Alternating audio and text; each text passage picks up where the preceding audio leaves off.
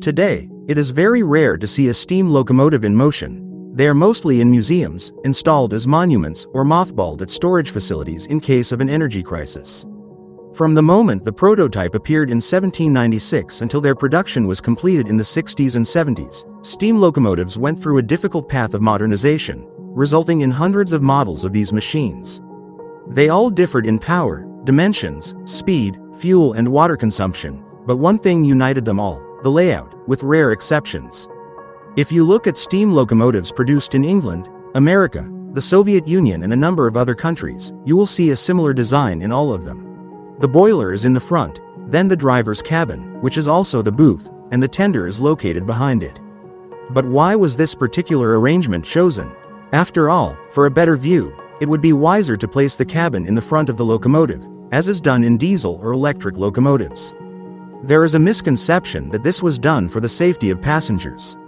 Since steam boilers tend to explode if safety measures and operating rules are violated, and to protect passengers from the consequences of such an explosion, the boiler was moved forward, thereby creating a safe buffer zone in the form of a booth and a tender, but this is not so.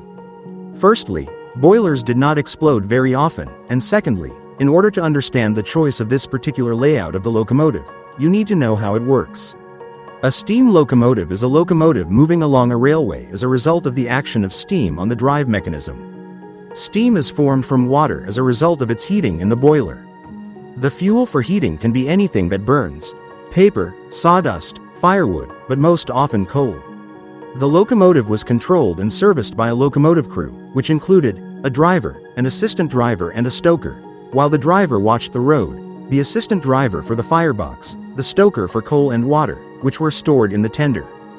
Depending on the locomotive model, the number and weight of the cars, the terrain and the professionalism of the crew, 25 cubic meters of water and 5 to 15 tons of coal were enough for about 100 kilometers of travel.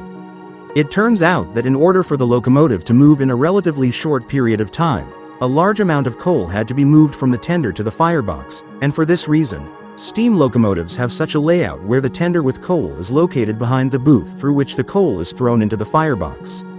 Even after the advent of mechanical coal feeders, this layout of the locomotive remained the most optimal. However, there were also a small number of steam locomotives with the driver's booth in the front. Such locomotives mainly ran on liquid fuel and were intended for movement through long tunnels, where with a conventional layout, due to the large amount of smoke, the locomotive crew would simply suffocate. Subscribe to the channel. There will be much more interesting things ahead.